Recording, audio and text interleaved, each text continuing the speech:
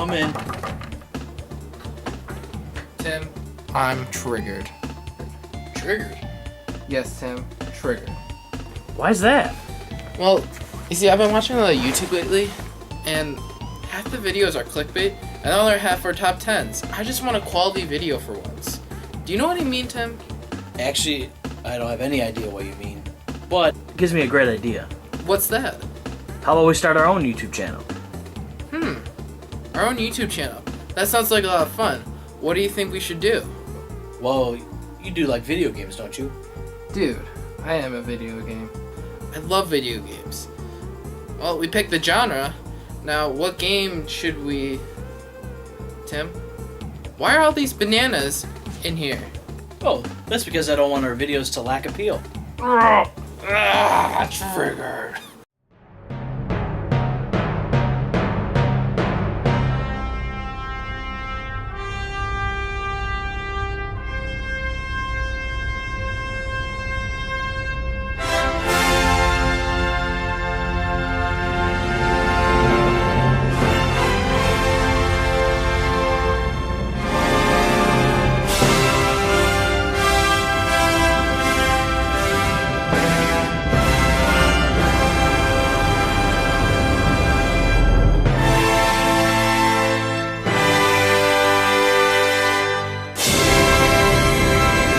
Hello, Internet, fellow gamers, and those just passing over the web and happen to click on the clickbait thumbnail. Welcome to the Outer Space Gaming Channel. I am your host, Joe Barkley, aka Octopus, and behind the camera is my good pal, Mr. Tim White, aka Gramps. Say hi, Gramps. Hi everyone. And Joe, I'm not even that old. Why is my nickname Gramps? It will come in good time.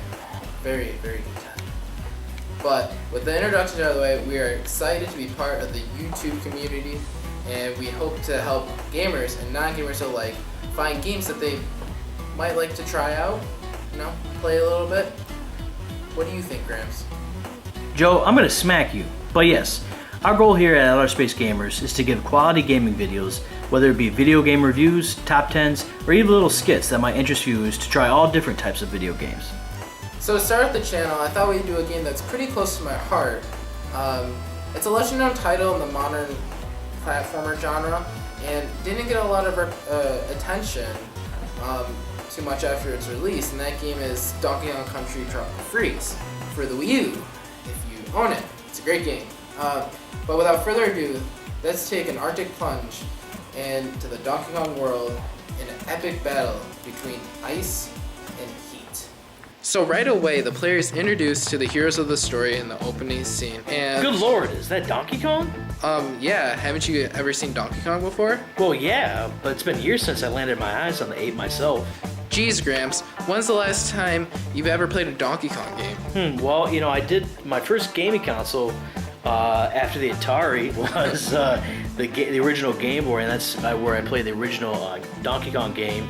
Very arcade style, introduction of the Mario character, Princess Peach, and probably the next evolution of the game that I played in that regard was when I got a Game Boy Color later on in my illustrious life thus far, was Donkey Kong Country, where really added the, as you're going to be talking about later in the review, the 3D element to a two-dimensional gaming console. That's a good sum up of the old Nintendo arcade Donkey Kong, Gramps, but have you forgotten about the legendary SNES games? Once upon a time when Nintendo was the top of the video game charts, there was a system that consisted of many masterpieces called the Super Nintendo. During this generation, the birth of the modern Donkey Kong was conceived by a team of developer geniuses called Rare. Hey, I've heard of them. They did Perfect Dark for the Nintendo 64, right? I also had that shit on Game Boy Color, rumor pack and all, to meet our PG-13 rating, of course. That is correct, Big Timmy. They also created the very popular Banjo-Kazooie franchise, too. But those are games for another time. Anyway, Rare was able to revolutionize Donkey Kong by evolving him from 2D into a 3D image. This was unheard of at the time, especially since most games like Mario, Metroid, Earthbound, and Final Fantasy were strictly 2D. Rare pushed the limits of hardware of the Super Nintendo and produced the original 3 Donkey Kong Country games: Donkey Kong Country, Donkey Kong Country 2, Diddy Kong's Quest, and Donkey Kong Country 3, Dixie Kong's Double Trouble. Wow, there were really that many? But Octopus, how do these games push the hardware limitations? So as I was saying earlier, Rare developed a 3D image for all the characters, heroes, and villains and brought them into a world so immersive with detail, pushing every inch of power they could. For the time being, this was revolutionary in the gaming world, bringing 3D character models into a 2D world, basically introducing the idea of a 2.5 platformer. Huh. Looks like I missed out on a lot of fun. It's alright, Gramps. You were probably stuck in your Pong ways. Donkey Kong saw his way on many Nintendo systems, but only as spin-offs. The closest game to the original Donkey Kong was Donkey Kong 64, but even that game was kind of a stretch for me, at least. There was also one with Congo drums that I played once. It really sucked. The return back to the Donkey Kong classic platformers was not until the Wii era, with Donkey Kong Country Returns, developed by Retro Studios, who are the developers behind Metroid Prime franchise. Donkey Kong Country Returns revitalized the seemingly dead franchise. Retro Studios took a different yet familiar take on the Donkey Kong Country series. The main characters were the same, but enemies were all different. No Kremlins to be seen. And even though this could possibly scare fans away, the gameplay that the Donkey Kong Country series is known for is there, and it's great. That is why when Donkey Kong Country Tropical Freeze came across my radar, I knew I was in for a treat. A treat? Banana sounds good to me. Oh yeah? Banana smoothie sounds great right now. You know who never got a banana smoothie? No, who? Harambe. Too soon. Still, why, God, why? It's alright, buddy. We just gotta persevere. So as I was saying before, the story starts off with introducing the Grand Donkey Kong Island that we all grew to love and hate in Donkey Kong Country Returns. And we see that it is a special day for the Kong family. The Kong family is gathered around a table celebrating Donkey Kong's birthday. Right away, you can see the festive nature of the heroes and are taken aback by some familiar faces that have not been seen in a while. Do you know who they are, Gramps? Yeah, I believe so, Octopus. Well, you got Donkey Kong, the main man himself. Then you got Diddy Kong, pretty much Donkey Kong Jr. Then I believe there's Dixie Kong, the female version of the Big Ape himself. And then, well, I guess I would say Gramps Kong, the old man of the group, maybe the first Donkey Kong ever. Very close, but no banana, Big Timmy. Looks like you might need to go back to Donkey Kong Jr.'s math class.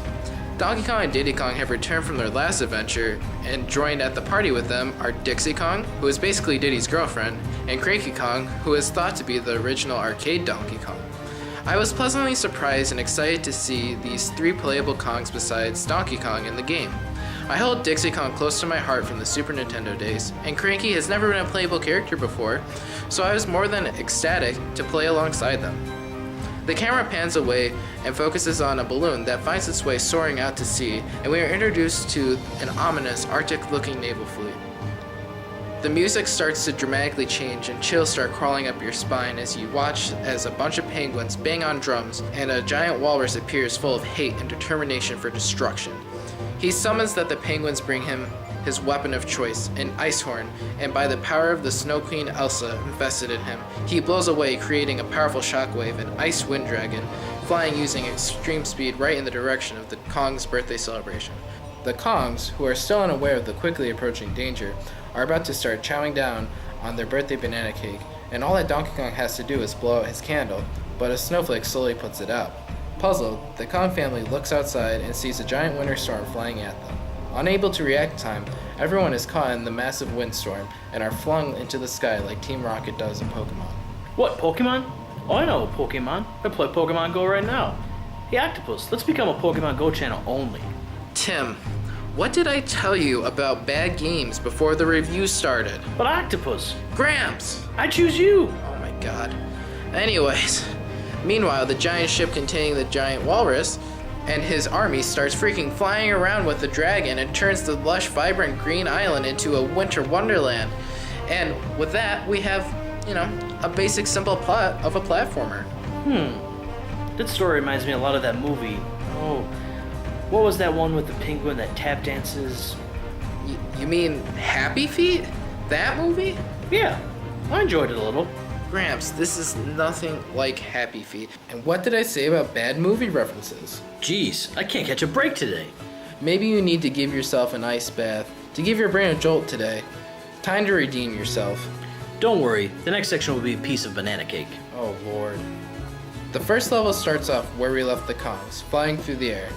Donkey Kong then punches his way out of the airplane, lands on Mangrove Island, and the adventure begins. Right away, you are hit with vibrant colors and the return of the much adored swimming mechanic that was missing in Donkey Kong Country returns.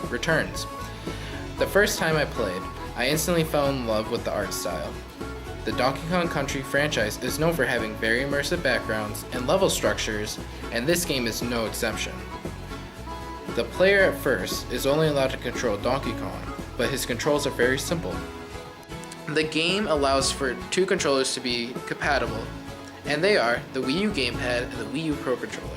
I play primarily with the Pro Controller because I am, a Major League Pro Gamer 360 no-scope fan. Are you really a pro? What do you think? Yes. I'm starting to like you, Gramps. Keep being on your best behavior.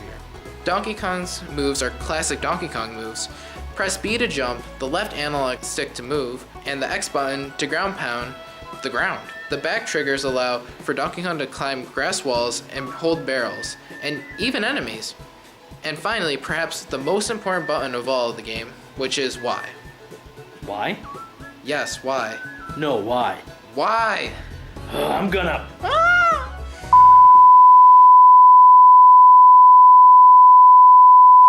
Sorry about that, there seems to be even more physical interference than normal. The Y button makes Donkey Kong somersault, and this game mechanic alone makes the game more challenging, but yet more enjoyable. Even though Donkey Kong's control scheme is fairly simple, fluently move around as the giant ape is rather challenging. This platformer is very momentum based. You better be entirely confident with every jump, because as soon as you lose faith in it, pretty much it's game over every time. The best comparison I can think of is that of a brick. Donkey Kong literally feels like a freaking heavy ass brick jumping around. The reason why his somersault is so important is because it makes controlling him much, much easier. A perfectly executed somersault and well-timed jump feels so nice, and makes taming the beast feel very worth the time and effort. The game never teaches you exactly how to perform the combination, but with practice, it will come in time. Wait, hold on, where are the other Kongs? Did they get frozen along with the island? Relax, they are fine and okay, and they are scattered across the island. In these barrels, see? Huh? I'm going to contact PETA for animal cruelty. Calm down, Tim. They are safe in these barrels. All that Donkey Kong has to do is pick up the DK barrel and throw it to reveal his little buddies. Donkey Kong first starts off with 2 hearts, but gaining Diddy, Dixie, and or Cranky adds more hearts to Donkey Kong's overall health, to a whopping 4 hearts. After one of the Kongs joins you, Donkey Kong gains a new moveset entirely. Diddy Kong returns with his iconic jetpack and lets DK flutter for about a second. Dixie Kong allows for DK to have an extra lift from her very blonde ponytail, and Cranky Kong allows for DK to jump on spiky enemies and objects with his cane. All the Kongs allow for Donkey Kong to somersault forever, which can come in handy for those excellent timed jumps I mentioned before. Seems like a lot of options, I do like a good amount of variety, but how do I know what buddy I'm getting in the barrel? Is it like a lottery on what Kong you get? Good question, Gramps. Each barrel is labeled DK, but they are different based on the font color. Blue means Diddy, pink means Dixie, and yellow means Cranky. Simple enough, right? Now, the level structure in the game is no different than any other Donkey Kong game. There are 6 different islands, with levels within them. Each island has its own unique theme surrounding it. For instance, Island 3 is like a safari, and Island 4 is underwater. Each world is divided into 6 to 12 levels, with levels getting increasingly more challenging as the game progresses. When each level begins, Donkey Kong comes swinging into the level and announcing to the world to look out because he's coming in hot. Kind of like you do when you sing in the shower. You announce your presence very gracefully and majestically as Donkey Kong's voice. Did you just compare me to the ape? Yes. Gramps, that is the nicest thing you have ever said to me. Comparing me to one of my favorite Nintendo characters is always a compliment in my book. Damn! I thought I had you that time. Try again next time, Gramps. You'll get me. I promise. Anyway, there are a few collectibles in each level, one being the letters that spell out Kong, and the other being puzzle pieces. The Kong letters are generally out in the open, but the puzzle pieces are a pain in the butt to locate because some of the pieces are hidden in ways the player may never think of. Depending on the level, there might be 1 to 3 checkpoints along the way, marked by a weird pig with a checkered flag. These flags are placed in the right spots in the level, so you do not have to replay the entire level after falling off the stage for a dumb reason.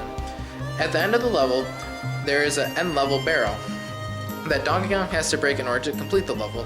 The barrel has a rotating symbols on it. The symbols being a banana coin, a balloon, or a DK symbol. However, the DK symbol allows for DK to smack the barrel up to 15 times to receive 15 times the amount of bananas, coins, or balloons.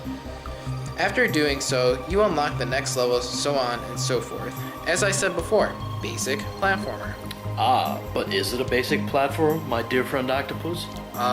Yeah, it is a standard platformer. Okay. Let me get into my section of the gameplay section with the design and concept behind the art and the visuals in the game. Joel, you remember one of the things that we were talking about as we were starting to prep for this game review was I showed you the magic behind the masterpiece, one of Walt Disney's kind of behind the scenes with a lot of his animated films, and the one thing that I brought up to you was Walt Disney's Bambi that came out in 1942. And one of the things that the Walt Disney Company, especially with coming out with their feature-length animations, kind of especially building up to Snow White, was creating a lot of dimension and production value in all of their animations. And they kind of showcased the skills and some of the equipment and some of the technique that they were going to use in one of their shorts, which is also part of, later comes in Fantasia, I believe, as well, that they showed the short called The Old Mill, where they used a multi-plane camera. And what it'll do is it'll frame a shot, but break it up on various different sheets of glass.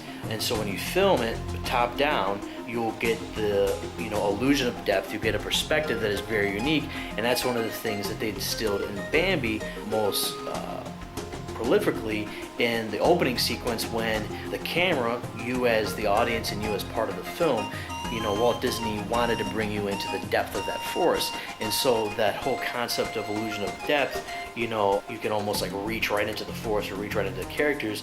And this new Donkey Kong game, really does that with some of the sequences that you're seeing kind of on the screen now and through this section of the gameplay, where you're just getting, silhouetted frames, almost, clues and harkbacks to some of the greatest traditional hand-drawn animation from Walt Disney's era of feature-length animation. But Donkey Kong Tropical Freeze realizes that in the perspective, the depth, that perception, adding to what is on a flat TV screen, immersing you into a 3D reality with these characters, this gameplay, and then kind of really just immerses you into that story that starts from the beginning and finishes all the way to the end. Well, now that you put it that way, the background is very unique and really makes this game stand out on its own. Did I do good? I'll think about it. Can I have a treat? I said I would think about it. Can I get those magic cards? What? Who plays that crappy game anymore? Whoa. Triggered. You know what? That reminds me, I think it is time to reveal what sets this channel apart from the rest. Let's let loose the dogs of war. Welcome to this triggering. Welcome to the triggering section of the review. In this part of the video, we're going to look at the negatives of the games that we review. Basically, anything that triggered me during my time with the game is going to be discussed in this section, so fasten your seatbelts and fanboys, cover your ears. Gramps, put up the trigger count. Let's do this thing. Buckle up, it's going to be a bumpy ride.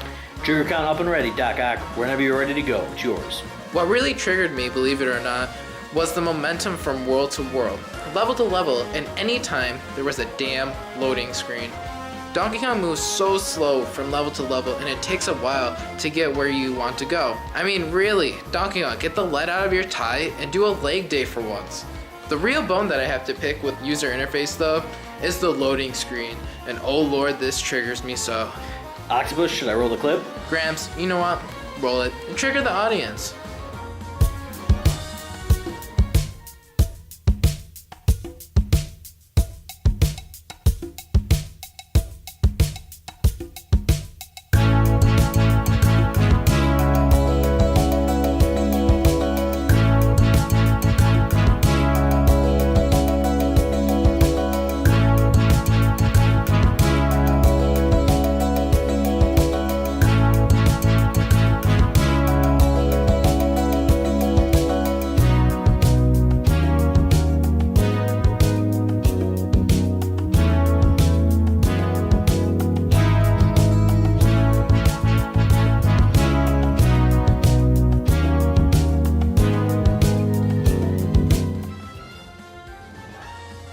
Do you see this? Do you see this, guys? Add this to the trigger count. But do you guys know what I mean? I mean, the loading screen literally takes forever. It freezes during the loading. It was not even updated as a fix. This was such an easy fix that could have been made, but it was not. And that is why it ended up on the triggered list. But perhaps there is just one thing that has triggered me the most, is the bonus mini games. There are hidden rooms scattered throughout the levels that force you to play a timed mini game of collecting 100 bananas. Once you collect all 100 bananas, all you get is a puzzle piece. But if you fall off the stage or run out of time, you have to replay the entire level just to retrieve the missing piece. Wow, this seems like a very meaningless process, Octopus. Are the mini games at least fun? Ha! Ha! Fun. They are the most bland, fun, sucking mini games ever created. It makes Mario Party 10 mini games seem legendary. Now, in my past experiences playing Donkey Kong Country games, the mini games were fun, challenging, and most importantly, different. They offered a variety of games such as defeat all enemies, collect all the stars, and find the coin. What happened to this stuff? Like seriously, the levels were the same time as these ones, but they changed with the environments that they were in. These mini games were fun. Now, Tropical Freeze's mini games on the other hand are boring and have no depth or a worthwhile reward. It is to the point where I found them more to be a chore than to be a fun mini quest. All you effing do is collect all the bananas. That is it. Stupid and dumb, and it triggers me so much, especially since it was such an easy change to fix. Oh, I just remembered they changed the formula up just once in the last world. Can you spot the change, Gramps? Is it the ice on the platform? Somebody give this man a freaking medal. I'm done. I'm out of here. I'm done. I'm triggered. Gramps, do the rest without me. I'm triggering out. Help. No, not on the carpet. I just had it cleaned up from your last mess. Get back here now, Octopus. Octopus! So, after you beat the 5 islands, and all the penguins, owls, and walruses, and other wildlife enemies that stand alongside Princess Elsa's Ice Kingdom, the Kongs find themselves back home to their snow-covered island, and prepare for a long, frustrating climb up to the top of the mountain. No, seriously guys, the level difficulty curve skyrockets here. If you have not figured out how to control Donkey Kong by now, you're in for a learning experience. Once you reach the top of the ice-capped mountain, prepare to face off against the fearsome foe that is no other than Queen Elsa herself. Octopus. That is a giant walrus. What's the difference? Oh, savage. The final battle takes place within the island's volcano, so obviously Donkey Kong gets the advantage, right? Well, kind of. All you have to do is dive, dip, duck, and dodge all of the walrus's attacks that range from extreme bouncing, horn dragon move, and running like it is some sort of bull, and jump on his exposed body like every other boss in the game, and jump on him enough until you get to sucker punch him over and over and over and send him flying off into the distance. Sweet revenge, isn't that right, Gramps? Ah, revenge. Such a pleasing sensation, especially at the end of any good video game. I couldn't have said that better myself, Big Timmy. The ending cutscene shows the powers of the hippies as DK takes the walrus's magical horn and blows flowers out, turning the DK island back to normal. The Kongs go back to finish their interrupted birthday party, and the credit reel starts up. But wait, folks, this game isn't over yet. Gramps, reel the bonus round. Right away, my good man. For being a platformer, this game is packed with lots of extra content after you beat the game. And yes, it is all included in the game itself. None of that DLC bullcrap. If you collect all the Kong letters for each level of a world, a secret temple level is unlocked. And let me tell you, they are challenging to no end. The only way to win is by getting so far, dying, and then memorizing the course, and then rinse, repeat, rinse, repeat. These levels are much more difficult than any of the basic levels in the world, so good luck. Beating these levels rewards the player with a present, and inside is a mysterious symbol. Since there are 6 different worlds, there are 6 different temple levels, and 6 symbols to unlock. Unlocking the 6 symbols does nothing until you beat the game. At the end of the credit reel, there is an outtake of Donkey Kong receiving a present similar to the ones that are in the temple levels. And lo and behold, it is the last symbol. With all the symbols gathered, a new floating island appears. Whoa, a floating island? I bet Donkey Kong has to look out for falling into an everlasting pit of doom. You can say that again, Gramps. The 3 levels that are in this world will push gamers to their edges. 95% of the levels have no ground and solely relies on the skill of the player. Prepare to die many, many times, my friends. Clearing these 3 levels makes a monkey statue in the middle of the island to close piece by piece. And once the statue is closed altogether, hard mode is unlocked. Hard mode? Isn't this game already hard enough as is? Geez, what were the developers thinking? Hold the criticism just for a second. Hard mode has its perks to it. Players can go back to any of the levels and select hard mode. Hard mode allows players to replay levels as any of the Kongs alone. Pretty cool, isn't it, Big Timmy? Yeah, I guess, but why is it called hard mode then? The catch of this mode is that the players only have 1 heart for the whole level. 1 mess up and you are dead. There are no buddy barrels, just pure platforming. Now, just being in this level does not mean you will be recognized on the world map. Instead, you must re-grab the Kong letters that have color swapped to blue. Collecting all of those gives an indication on the world map that you've truly passed hard mode. Wow, there seems to be a lot of content post-game. Indeed there is. There's just one more main feature that I have not mentioned yet, and that is time trial mode. Look out guys, mini rant incoming. Time trial mode is like hard mode, where it is possible to play it on every single level that the game has to offer, but time trial mode is the hardest, most frustrating thing that I've ever put myself through. Each level has 3 times to beat that were chosen by the developers. Being the first time gives you a gold DK medal, being the second one gives you a silver medal, and the third gives you a whopping bronze medal. And if you thought this was a simple walk in the park, you are very, very, very wrong. The gold medal is impossible to get if you have not memorized the entire level itself. All the tricks to maneuver around enemies, walls, and other unseen forces. So many times I have come so close to getting the gold, only to be sent on an emotional roller coaster to get silver.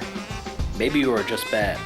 It is not the fact that you're bad at the game, it is the fact that if you are off by just a millisecond, you can't get gold. The game wants you to have the essential run of your life.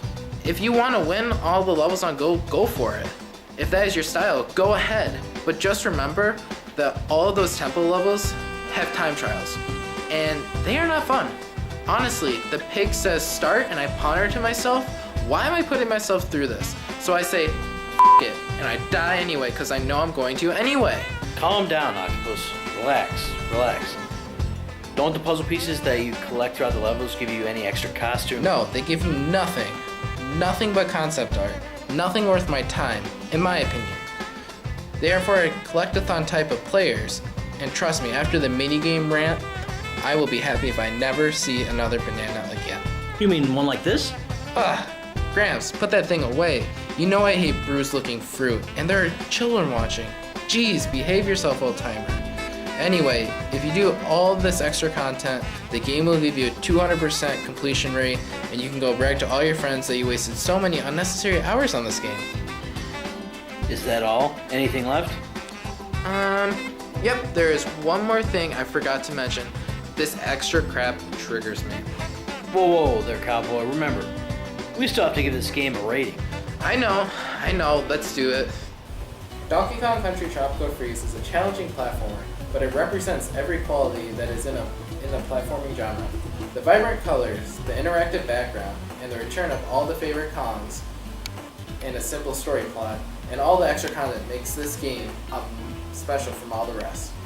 However, the lack of creativity in the mini-games, and a stiff learning curve, and some technical issues might make this game a little more challenging in some eyes. With that in mind, I give this game, on our triggering rating system, a satisfying triggering. The game's good, don't get me wrong. And it's also marked down at all the retailers, so if you have a Wii U, you should definitely go pick this game up. Well, that's all the time we have for today, guys. Isn't that right, Gramps? Yep, thank you to all that stayed through the whole video.